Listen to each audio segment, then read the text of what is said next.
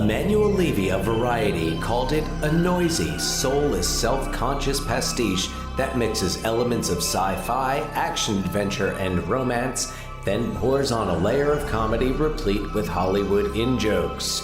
Vincent Canby of the New York Times described it as a significant artifact of our time, or at least of this week. And Newsweek's David Anson called it a movie that should have been fun and isn't.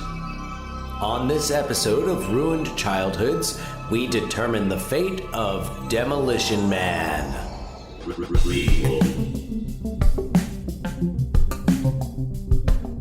Sequel.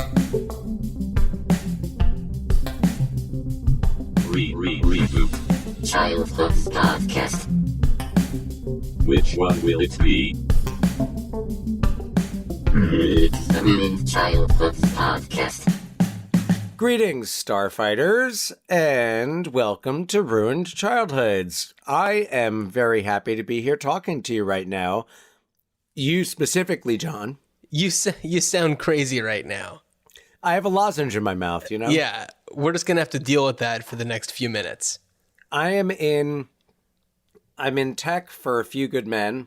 If this is not the first time listening to the show, if you listen to our A Few Good Men episode, definitely you've heard me talk about the theatrical production I'm staging of A Few Good Men. Yes. I'm sorry, John. The lozenge is hitting the teeth. Okay. Would you like me to do some talking for a bit to give you time to lozenge up? Let's just say right now, I've been running around all day, every day throughout the high school and the theater in the high school, and inhaling a good amount of sawdust and paint fumes. So my throat's definitely a little raw, but lozenge in process, and that will So that should help us out. So John, go ahead. Riff. Well, I'll just say while you are lozenging up, while your throat is being manicured from the inside, everything is working its way to make your throat feel a little bit better. I'm going to go over just what this show is for anybody who's just like searching for Demolition Man on their podcast app and are just like, what's this? Well, let me tell you. Ruined Childhoods is a show where me, John, and Dan, Captain Lozenge over there, we talk about classic and cult movies and a few outliers here and there, and go over the possibilities if they were to be revived, whether it be by a reboot, if it's more of a franchise or something needs to be kind of reinvigorated for these times, or if it's a remake or a sequel or a prequel or some sort of adaptation. We just kind of riff on that kind of thing, and we welcome emails from our listeners, ruinedchildhoodspod@gmail.com. And the title of the show is based on the idea that a remake of a classic or cult movie could potentially ruin someone's childhood, as people sometimes say. And to that we say, your childhood's fine. Calm down. Yeah. We're good. Yeah. Of all the things that can seriously ruin someone's childhood, a reboot or sequel or remake is nowhere on that list. So you'll be fine. Calm down. Yeah. Yes. So you can like some of the Star Wars movies and not others. It's okay. You have no obligation to George Lucas. He has your money. He's fine. Does he even have any part in those anymore? Because he's sold it all off. Yeah, I mean, I think, I'm sure, I don't know. I'm sure they consult him. I'm sure, maybe not. I don't know. Now that it's Disney, it's just like George Lucas is just somewhere in Northern California, he's got like a lair somewhere underneath the Golden Gate Bridge. Huh. Somewhere. Yeah, that'd be fun. He's in there and once a month, He and Coppola and De Palma and who else? Spielberg. Yeah, they just sit around Spielberg. and they sit around and do their Jar Jar Binks impressions. So Oh my God, that's sometimes ridiculous. we do kind of remake and reboot news. I honestly haven't had a chance to really look anything up. You have something? I got something for you, John. So, HBO recently premiered their series Oh, Watchmen. adaptation of Watchmen, and I last night, found myself with the energy to watch the first episode, and I'm really into it. I'm excited. I'm going to try to get episode 2 in later tonight, perhaps. I don't know if I'm going to watch it just because I have so many other things that I want to tackle. And that one, for me, feels like a lower priority. Well, what's your familiarity with the original, like the graphic novel? Zero. I mean, I saw the movie, but I haven't Okay. read the graphic novel. Okay. For the record, I didn't really have any problems with the film, and I had read the graphic novel, and I had always been intrigued by it, and read it several years ago, and it was, I read it long before the movie came out, and I actually felt like Zack Snyder, and I'm sure a lot of like diehard Watchmen fans would might disagree, but I actually felt Zack Snyder did a good job with it, and I thought he was the right choice for it. Maybe not the right choice, but I thought he was a good choice for it. I mean, honestly, like, I would love to see David Fincher adapt Watchmen. I mean, from what I remember about graphic the novel. movie is that it's pretty out there.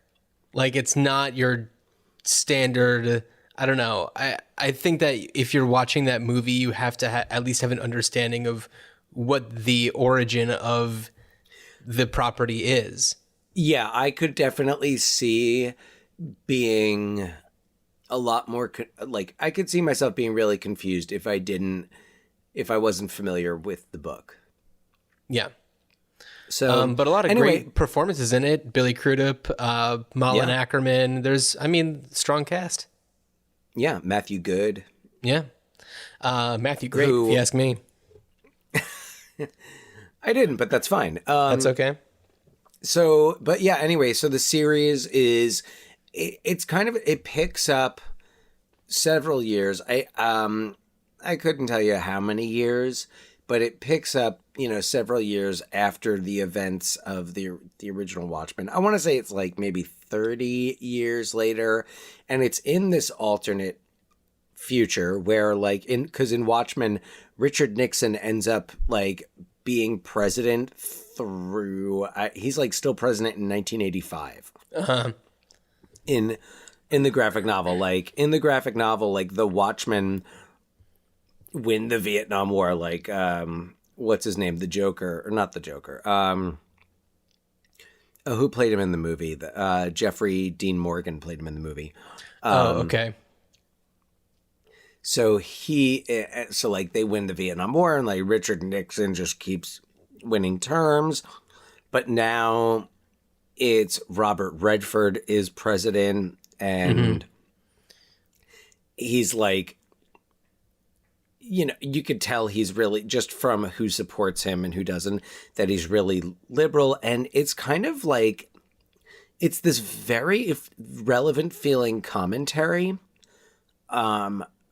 about racial conflict in America. It's mostly set in and around Tulsa, Oklahoma. Right.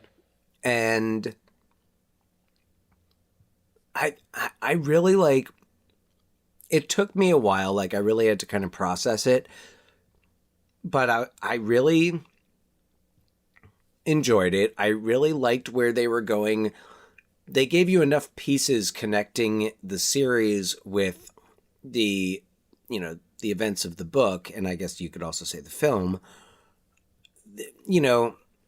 they're not, you know, filling in all the dots, as you might say. Okay, that is Right away. a very inside reference to something that no one else will know what we're saying. But yet you still get what I mean. Yeah. So anyway, they're not connecting all the dots. But Or filling in the that's blanks. only in episode 1. There's some really great performances in it. Regina King. Yeah, I particularly. mean, the ads for it all make it look really fascinating. I was really on the fence.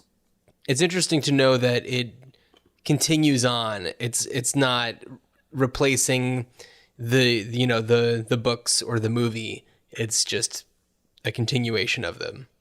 Yeah, exactly. There's enough of the source material there. You know what it feels like? It feels like something that we would have suggested as a follow-up to The Watchmen, where it's like, well, something that would be interesting is like 30 years in the future. Where do we pick up? But what's interesting, though, is this series seems to be really focused on like racial tension and race relations, whereas the book really wasn't. Mm-hmm. And it's interesting how the series adds that to the timeline by definitely giving the roots, like in the pilot. And I mean, I'm not spoiling anything, but like the place where all the white supremacists live is called Nixonville. Uh-huh. And it's basically a trailer park. And it's really interesting. It's really interesting, and I look forward to seeing more of it. Well, along the lines of a, I guess, parallel universe future, let's talk about Demolition Man. Ah, yes. Demolition Although Man. I'm trying to remember when the beginning of that is supposed to take place. I think that's The beginning of that is 1996. 96. The movie came out in 93. Got it. Yeah. So Things get really bad in those 3 years. I guess so. Geez. Yes. The Hollywood sign is on fire. That's like what I remember most about that. Everything. Well, I mean, geez, John. I mean, Well, as we're speaking, there are like pretty serious. I mean, the fires. It's implied that the fires in 1996 Los Angeles of Demolition Man are arson. right. But as we speak, there are deadly fires spreading all throughout California. This is true. So, Way to yeah. be a total bummer right now. Okay. Reminding us Well. of real things going on. Sorry about that. So, yes, Demolition Man stars Sylvester Stallone. We've got Sandra Bullock. Oh, Sandra Bullock, who was in Practical Magic with Margot Martindale, who was in Lorenzo's Oil. That's the one. It also has Rob Schneider, who was in Ridiculous Six with Nick Nolte, who was in Lorenzo's Oil. That's something else that we do on this show. We try to link the movie that we're talking about through the actors or director with the classic film that people don't really even remember, Lorenzo's Oil. It's not a classic film, but it's a movie. Well, I mean, it was nominated for several Academy Awards. It has not necessarily Anyway, remained as prominent as other films from that period. Anyway, back to We've also got- Demolition Man is a film from that period. this is true. This is true. So we also have Dennis Leary, and there's a few other people who you'd recognize throughout. Jack but Black pops up. Jack Black, I don't think he has any lines. No, he. Oh, just did I even popped mention up. Wesley Snipes? I didn't mention Wesley Did you? Snipes. You didn't mention Wesley No. Snipes? Oh my. Yeah. The Neither of us second lead of this movie. So Yeah. I'm going to try to make this synopsis brief, but I'm blanking on his name, but Sylvester Stallone is a cop who's kind of like a... John Spartan. John Spartan, right. And Great name.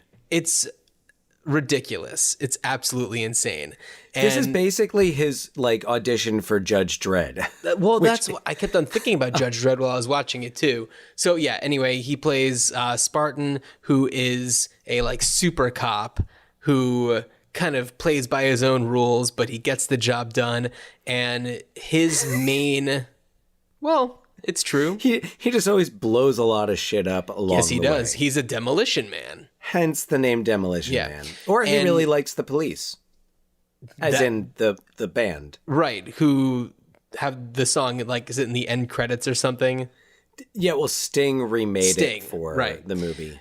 So we've got Spartan, and his like main nemesis is Simon Phoenix, played by Wesley Snipes, brilliantly. Like, Yes. what a character! A lot of great, very very dynamic choices made for that character. The like bleach blonde hair.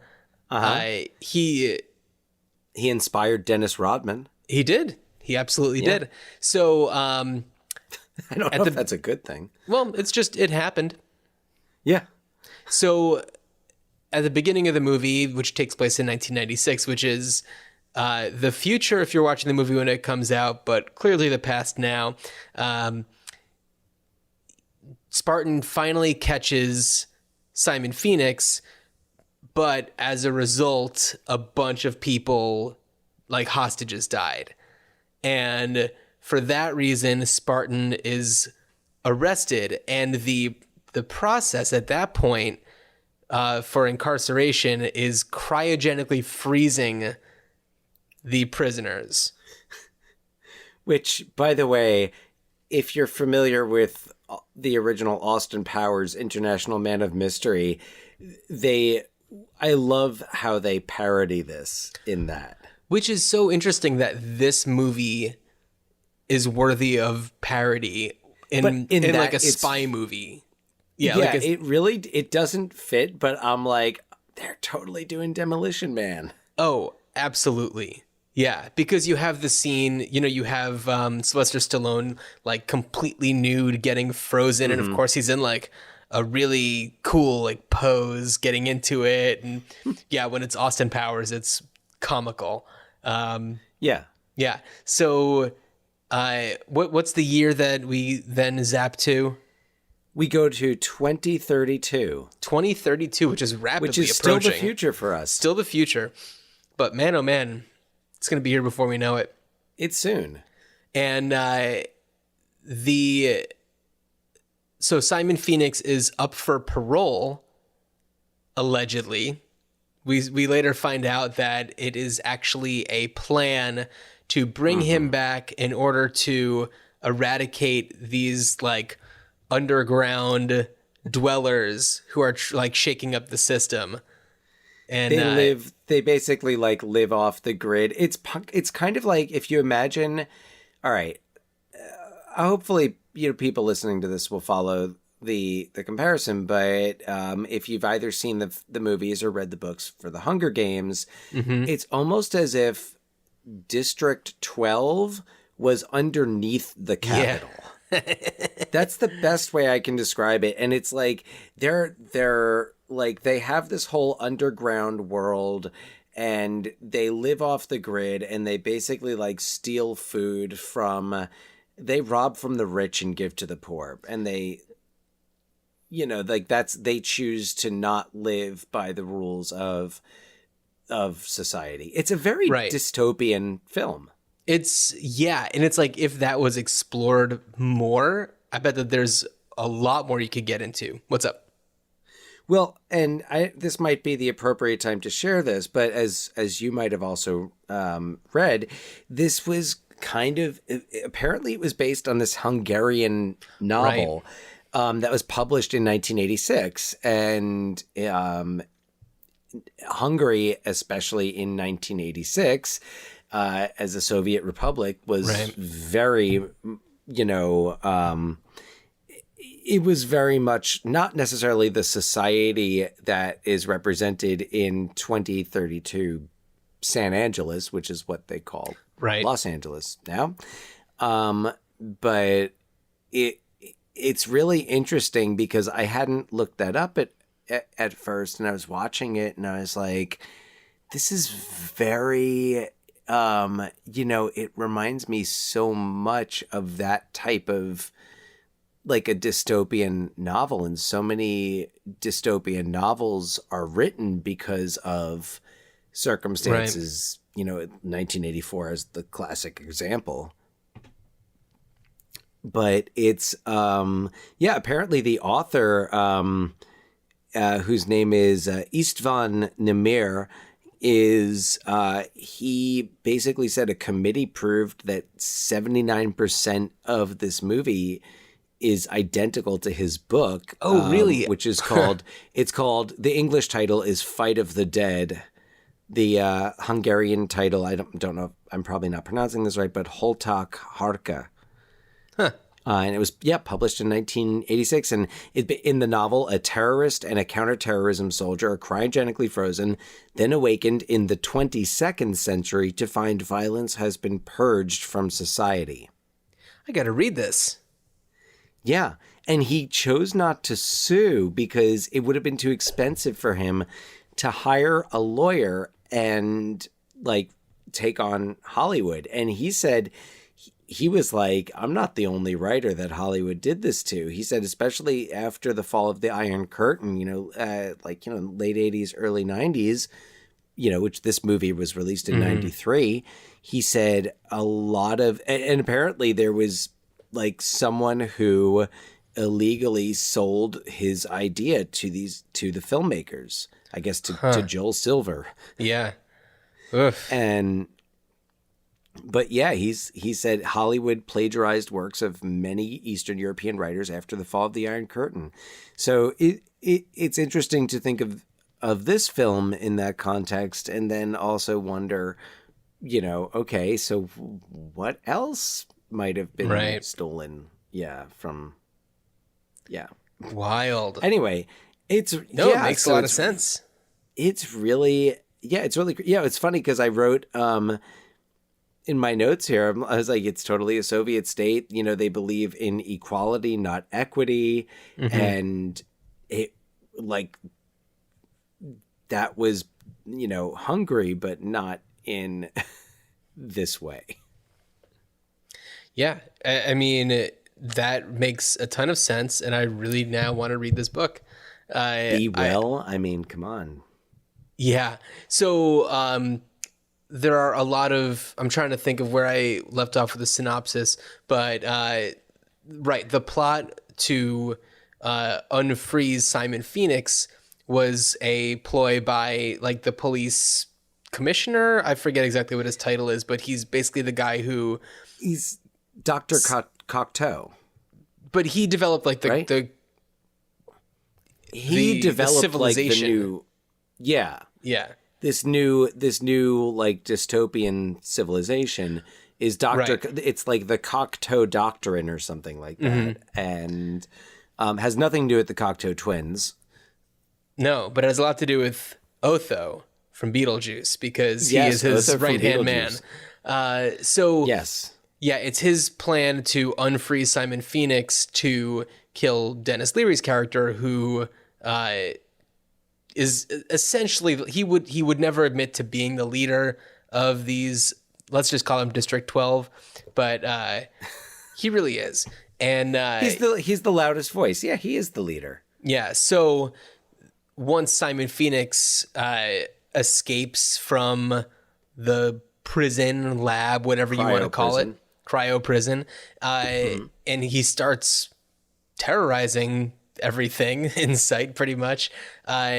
This one cop who has a fascination with the 1990s, played by Sandra Bullock, is the only one who kind of has the vision to, I don't know, kind of see into his world. And then the idea comes about to unfreeze the one person who might be able to catch him, Sylvester Stallone. So, which nobody agrees with, but it's kind of like, well, got to figure this out somehow. We have to use actual 90s mentality in order to catch a terrorist with 90s mentality. And it's, there's a lot of it that's played for comedy, very fish out of water, somebody who's, I mean, I feel like he adjusts to the shock of being so far into the future pretty easily, all things considered. Yeah, he just like basically it's the future now. Okay. Yeah, it's just like, Taco Bell. I don't know what that impression was. No, but that's a good thing to mention is that Taco Bell is like the only restaurant now, and it's like classy. Because it won the restaurant awards, which is funny because now they have classy Taco Bells. That's true. The Cantina Taco Bells, right? Something like that. And although what's interesting, though, is they also say that in the new laws under Cocteau, anything spicy is illegal. So... And there's Taco Bell stop? And there's no meat. Oh, I believe that's right. I believe that something comes up about no meat. So it's just like bean and avocado, maybe. Bean, rice, lettuce, avocado, tomato, but like nothing spicy. Yeah. Cilantro. Is cilantro too exotic? It could be. But when Taco Bell is the only option, you get what you get. You're man. Never. I was like, run for the border. Like, as I was about to say the Taco Bell slogan, I was like, that's. How about Yo Quiero Taco Bell? We'll go with that one. Yeah. Okay. Yeah. Anyway, there's the whole process of Sandra Bullock's character teaching Sylvester Stallone about, life at that time while they're also trying to catch Simon Phoenix. And there were a lot of things about the vision of the future that are kind of like, okay, there's autonomous cars. Yep. I mean, I'm going to say utopian because that's the vision that they had. Right. That ideal is not something that we're anywhere near. It's the world of this movie does not seem anything like the future we have now or look like we're going towards. But I don't know. There were like the video calling and stuff like that is very much like, oh yeah, we have that. Yeah. And yeah, I don't know. One other thing that I noticed was that in Sylvester Stallone's room, sorry. Stallone? I corrected myself. It's been a long day. No, we're on daylight saving day, and my kid woke up at 3:30 this morning. Oh boy. Okay. Yeah. And right now it's 8:30 at night, so I'm a little tired. No. And so the screen in his room is kind of, it's like vertically positioned, kind of like smartphone video alignment. Oh yeah. Yeah, so it's kind of like, you know what? That wouldn't surprise me if that kind of became common to hang and your not screen to mention, like that. Although apparently in their future it is perfectly legal to FaceTime while you're driving. Right. Yeah. Which well, she it's does. autonomous driving, so why not? Yeah. Oh, that's true. That's true. Yeah. And there's, like I said, there's a lot of things that are played for comedy, like the mystery of the 3 seashells. So instead of toilet paper, there are just 3 seashells. He doesn't know how to use the 3 shells. It's Rob Schneider's best line in that movie. You know what? It's a really fun, I don't know, moment. It's a really just like quirky thing that they threw in there that they didn't have to. But it's kind of like, yeah, you know what? They probably would have less paper, although they certainly use plenty of paper during the profanity. The profanity system. Though I don't get the sense that before the arrival of Simon Phoenix and John Spartan that they actually use much paper. It doesn't seem like anyone actually breaks that rule. Yeah. Though I feel like a lot of the words that they were saying that they were being fined for, I mean, you can say those on like network television now, whereas oh, I mean, you could say the words that it got the R rating for on network television. I mean, that's like Fosse Verdon, which we're big fans of here on Ruined Childhoods. They're dropping F-bombs. That's true. Yeah.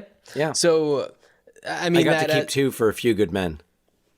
that aspect of it didn't seem like, okay, it's like that one. It's like, I can see some of this stuff, but that one is one But that if it goes, can't imagine. it's what's interesting is though, even though like, all right, so you're saying, so as you were saying, like their 2032 is not very similar to our, 2019 soon to be 2020. But Right. if you look at a lot of the aspects of it, like the overly sanitized, Sure. Mm-hmm.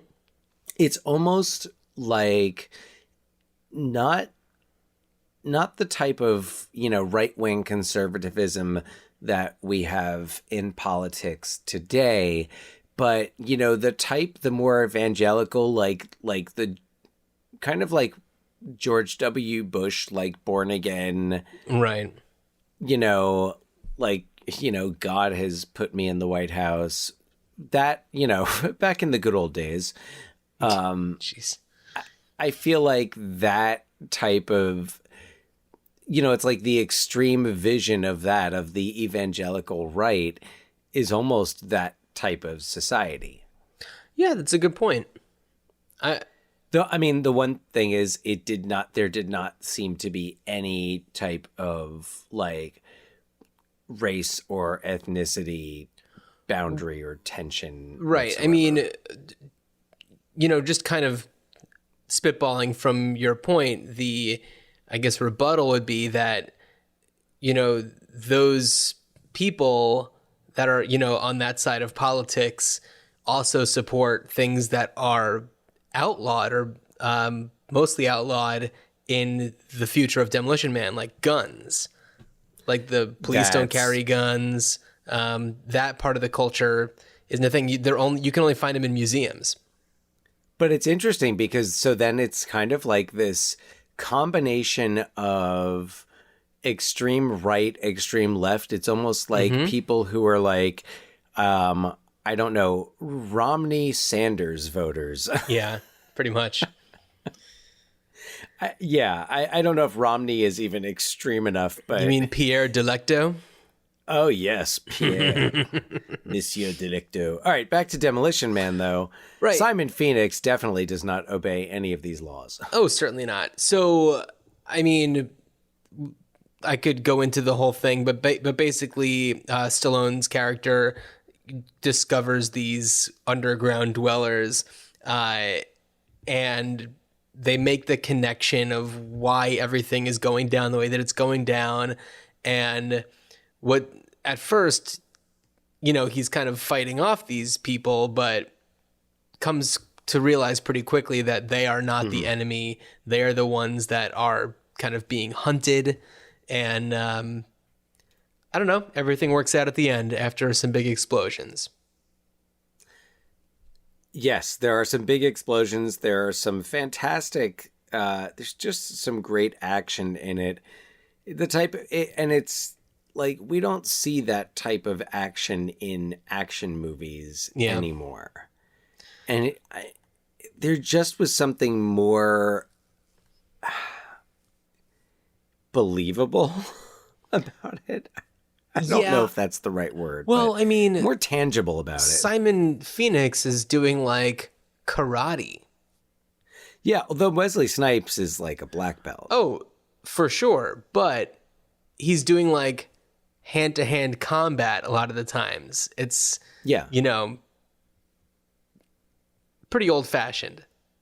Yeah, of course. In some ways, because he certainly uses plenty of crazy guns too. Oh yeah, yeah. But I think the action is really fun. I mean, I remember seeing this movie in the theater when it came out. Please do tell. In 1993 at the Menlo Park Mall Cineplex Odeon. Just to think, Menlo Park, New Jersey, the birthplace of Thomas Edison. Of the light bulb. The light of bulb. cinema. Exactly. The birthplace of cinema, essentially. Mm-hmm. And then here we are, all these years later. The lights come on, like the bulb comes on of the projector, and Demolition Man is shot onto the silver screen, you know, a mile away from where the whole medium was invented. That's pretty magical. And then you're there in the theater. It's evolution, and there I was, to witness it. There I was at that moment, and I just, that was what I was thinking. Do you remember anything about the experience, or just where you were?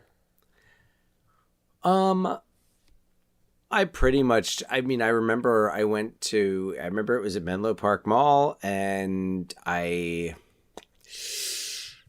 don't really remember who I went with. But it would have been like a bunch of guys. Yeah, well, you were like, 16? Yeah. Going on 16. Mm-hmm. And yeah, it was going, we just went to the mall and saw the movie. I think it was like a Sunday afternoon. And so, yeah. So watching it the other night, one thing that I noticed about this movie is that with the exception of like the practical special effects for like the cryo freezing and all, and things like that, the special effects were pretty bad. I was watching it and I was like, somebody could do better special effects on like their phone now. You know where I thought in certain places, what it kind of reminded me of? What's that? Masters of the Universe. Oh, like the like laser gun going off? Yeah. Like kind of that level. We know Masters of the, all due respect to Masters of the Universe, but it's classic. Not the highest, but did not have much of a budget. No, and it shows, but that's part of its character. Yeah, and if you listen to our episode on Masters of the Universe, you'll hear more about that. Yeah, I just feel like the special effects weren't... It's not that they weren't quite there. It's like I feel like they were just poorly managed for this particular movie. Because there's plenty of other movies from that time where it's like they can get an explosion pretty good. Whereas here, it's like looks pretty garbagey. Yeah, we're in 93. It's, 2 years post Terminator 2, which to me is the turning point in like special effects in movies. Absolutely. Yeah. During that period, Terminator 2 that, kick-started it, and then Jurassic Park. Right. In 93. Yeah, 93. So I don't know. I felt like they could have done a little bit better with some of the special effects. That said, a lot of the more practical effects I thought looked really good. Yeah. So throwing that out there. I thought it was a lot of fun. Wesley Snipes. It's a fun movie. There's a lot of funny moments. You get a good Dennis Leary rant or two.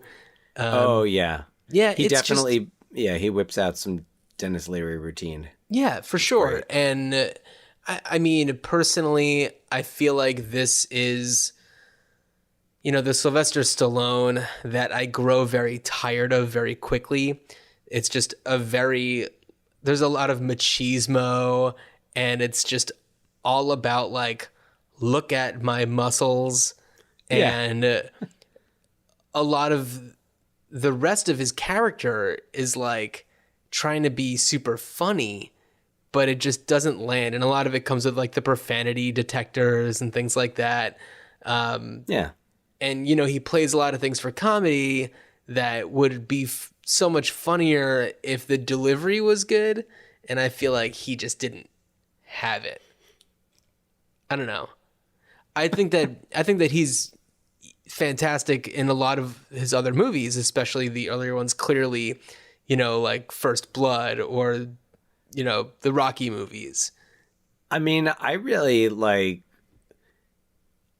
I like Stallone in this period because I Cliffhanger, which I believe was also 93, which I thought was very good. Cliffhanger I like a lot because he's not trying to be something that he isn't, He does kind of the tortured thing, like the tortured hero in that. Right. Yeah, which in this, it's like, yeah, I see your point. I kind of see Demolition Man, though, as more of like a comic book movie that just wasn't based, it wasn't based on a comic book. Apparently, it was based on a Hungarian novel. Yeah. But it kind of, so for me, I think I kind of forgive a lot of that. I also don't buy Sylvester Stallone and Sandra Bullock together. Oh, no, that has always bothered me. Yeah, because she's kind of a geek, you know? She collects 90s memorabilia. Well, she's kind of a geek. She's also like, what, 30 years younger than him? Maybe not 30 years, but she's, yeah. She's a good deal younger than him. Well, also, think about this. Sylvester Stallone, at the beginning of the movie, still has a family. Yeah. He finds out that his wife got killed, like, right after he was incarcerated. Mm-hmm. So essentially, his daughter mind, is in the future. His daughter is there. Well, his wife. Yes, his wife is killed. So as far as he knows, he has a wife. He gets frozen. He gets unfrozen. We have to imagine that he wasn't like conscious the entire time, just looking through a block of ice. Though he doesn't. This is kind of one thing that they never really. I don't think they ever really explore this, but like he says that he. I feel like he either says that he was dreaming and that he had these awful dreams like the whole time that he was in there, and which they're like, no, that's not possible, and he's like, well, it happened, and I'm not sure if it's that or if he said he does, because this is now over a week ago that I watched it. I think he might also say something about like his wife seeing him or something like that. I don't know. Maybe I'm mixing things up. Well, be that as it may, he gets unfrozen, finds out that his wife is dead, and then, I don't know, later that day or the next day, Sandra Bullock is like, let's have sex. And I mean, he agrees to it, but it's, even though it's the like two people wearing helmets sitting across from each other, because there's no physical contact in the future. But it's like... Yeah, he didn't know that. He's pretty quick. He agreed to it. He agreed to it thinking that there would be contact. Oh, yeah. And he is pretty quick to be like, oh, yeah, okay, even though he just found out that his wife is dead. That's a good point. I don't know. That's something that just kind of like bumped me a little bit. And I know that we're not supposed to be thinking too much about the logistics of being frozen. No. I mean, I would suggest that might be a bit of a, I don't know, an oversight, unintentional character flaw. I don't know, because he seems like the kind of person who, you know, I don't know, would be loyal and would at least have the consideration of, you know, he'd be probably mulling over the death of his wife a little bit. A Sylvester Stallone character would sit at the gravestone and cry, possibly in the rain. Yes. So, and shirtless. We don't get that from John Spartan. No. Though this Sylvester Stallone character, like many other before him, do like shouting out the name of the bad guy as they're like getting ready to fight them. Oh yeah, he gives it a pretty good Phoenix. Yeah, like it's a classic like top of the mountain Drago. Yeah, it's pretty great. Also, the name Simon Phoenix is just chef's kiss. Magnificent. Yeah. Yeah. I mean, really, it's like Wesley Snipes. I think of all the aspects of this movie, it definitely, all due respect to Stallone, it definitely picks up when Wesley Snipes is on screen. His scenes with Nigel Hawthorne are great, who plays Cocteau. Yeah. Well, also, I feel like Wesley Snipes, when he starts saying like funny things, you buy it. Yeah. You know, it feels more Yeah. natural coming from him than it does from Stallone. Mm-hmm. Yeah. Yeah. Agreed. So, Dan, Yeah, John. let's look into the future. What would you do with this movie? Oh boy. Well, I was kind of trying to think about it, and I'm pretty sure I read somewhere that at some point they had planned possibly a prequel about like Spartan when he first starts pursuing Phoenix. Right. I don't necessarily know that I want to see that, because also that would be like taking place in 1994, in some alternate 1994. I mean, I don't know.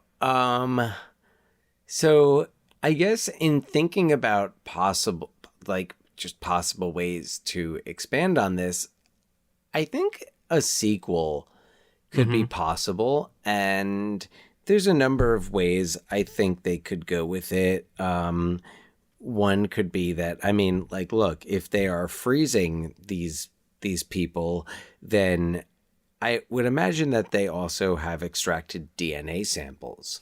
And I wonder, and it's kind of like, I wonder if perhaps somewhere in the depths of some cryo chamber, there, like, I don't know if it would be that they used like Phoenix's DNA to, I don't know, like if they used artificial insemination and they, he's got like some kid out there, or if they cloned him. I don't know, because then you're getting into like that digital de-aging, Right. which I don't know how I feel about. I'll report back after I watch The Irishman. Yeah, I feel like it's gotten a little gimmicky, especially with Gemini Man. Yeah. I didn't see it, but Oh, neither have I, but I feel like No. I've seen everything I need to see. yeah. So I don't know. I was like, what if that, or what if you had another? Because it's like, I'm sure Simon Phoenix wasn't the only one to be put in cryo prison. So, there were possibly others before him. There were definitely others after him. So you could make a sequel that's almost totally independent, that doesn't involve Stallone or Snipes. And you could just have, like, you could have this cryo villain from the 90s, or, whenever. Yeah. They escape somehow, and I mean, maybe they don't have to unfreeze like a super cop to chase him, and it can just be that there's a cop who's like, hey, wait a second, this happened. Or like, what if it doesn't even take place in San Angeles? Well, now you're talking about the plot of Austin Powers, where Dr. Evil is frozen, so Austin Powers freezes himself so Right. that he gets unfrozen when Dr. Evil comes back. No, I'm not suggesting that anyone frees themselves. I'm not suggesting even involving like John Spartan. I'm saying, like, what if there's these, like, all right, like, this crazy person, like, I don't know, from the 90s escaped, and I don't know. I couldn't really, that was kind of the best, most feasible thing I could think of. Mm-hmm. Okay. What did you have in mind? I mean, something similar, but mine would involve Stallone, and it would be a sequel, and, takes place, I guess, however many years later to make it make sense to justify Stallone looking the way that he does. And It could be another 36 years. it could be another thing. Yeah, I mean, that makes sense to me. So in Demolition Man, we see Simon Phoenix doing a lot of stuff in the computers. and he just somehow knows how to do it all. And let's say he did some like hack job that didn't quite initiate, but then 36 years later it initiates, and the cryo prison completely, I don't know, shuts down, and everybody gets unfrozen. Oh, and now it melts down. It literally melts down. And all of the people that that Stallone put away is all of a sudden back in action. All the people that weren't already unfrozen by Wesley Snipes in 2032. Well, yeah, but like, because he unfreezes everybody. like 8 guys? Yeah, but like, I'm talking everybody is out there. Oh, the whole prison. Everybody. Yeah. Yeah. So he's got to figure out how in his old age to take care of business. He needs to train a team. He needs to put together the Expendables. No. Perhaps a team of younger people. Would you bring back Sandra Bullock? No. No? No. Yeah, I they didn't make sense together in 2032. They're not going to make sense together in 2068 or whatever. No. Perhaps Nina Huxley could pop up in a cameo towards the end. I called in some backup. Or just like a picture of her somewhere that he looks to for inspiration.